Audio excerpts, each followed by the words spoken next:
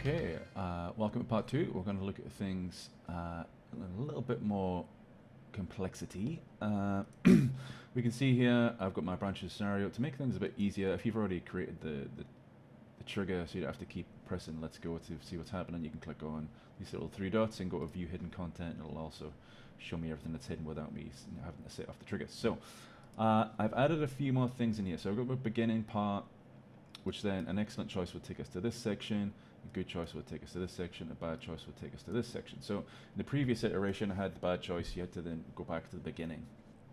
But what if you wanted to have people make choices, but then be able to recover from poor choices? So let's say, for example, you made a bad choice, but then you get another chance. If you make an excellent choice, then you get back into the game and you can kind of, you've made a good decision. Now let's continue from here. Same here, if you made a kind of okay choice, then you can make go back to making an excellent choice here, and you get back into the game here. Or you make an okay choice and you kind of come over here. And the same, if you made a really excellent choice in the beginning, but then you make an okay choice the second time, then you come to this scenario here. And of course, this could go on for many, many layers. But again, I'm making it reasonably simple here for this video. But let's say we want to target feedback based on how people did. So you don't want to be given really, really positive, completely positive feedback to people who made some poor choices at this stage. So how do you decide, how do you figure out where that should go, and how do you target that feedback? So instead of at the end here just having an end item, I'm going to make an item that goes here. And what I'm going to do is I'm going to go into edit item. I'm going to set that as a score item. Okay. So what that does, I'm going to make that a different color to distinguish it, just to make it nice and easy. I can then bring all of these options into here. You can see here I've set the choices to see, let's see how you did. So maybe you get to the end of the branch and start, gives some information, but let's see how you did with all the information you've been given. And that takes us to a score item.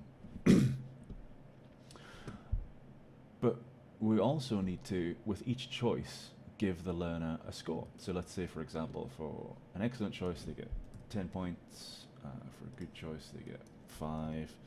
And for a bad choice, they get 0. So whenever someone's make a bad choice to go here, they'll get nothing. But they might be able to redeem themselves with a good choice here, which you get 5, or an excellent choice here, which you get 10.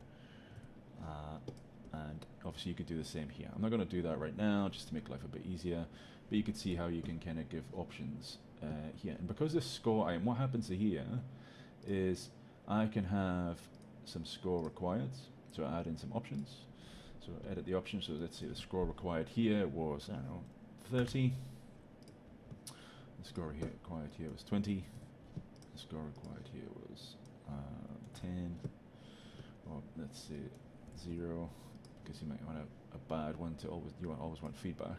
So you can go from there. And then we can add another item, which would be the end one. Let's say excellent job. And then you could add more information in there saying, you made all the right choices when you were as part of that scenario. Well done, here's your feedback. And that would take them to that one. And you could add another bit in here, which would say, good job, and with a lot more information, and maybe some visuals to say, well, you made some good choices, but you also made some ones which would need some work. And at that point, you could also put in like an option of try again and make them come to the end. You can also add an option to restart if they don't get a required score, which I'll get into later. So you can have them redo it without having to add an option to redo. And obviously I could put that in saying, not so good. You didn't answer any parts correctly. And that would maybe take us to there. So we can target that feedback based on how well they've done on each level of the branch. So even if they've started poorly and recovered a little bit, because they lost those maximum points by taking the right branches, you can target that feedback in that way by creating a score item, which then filters based on the score that's collected as they go through. So I mentioned before as well in the behavior, so you can always allow a restart on the end. You can allow people to you can go to reset score on first item, so you can have that ticked, which allows you to then have people retake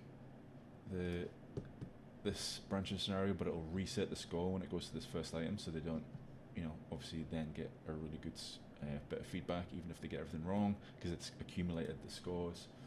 So yeah, so that's how you would set up a slightly more complex branching scenario with ways to give targeted feedback based on how well the learner has done throughout your branching scenario by assigning scores to each choice in the branch. But the next video I'm going to talk about is how can you set up that scoring system to then send something to your LMS to make it as part of an assessment. And we'll do that next.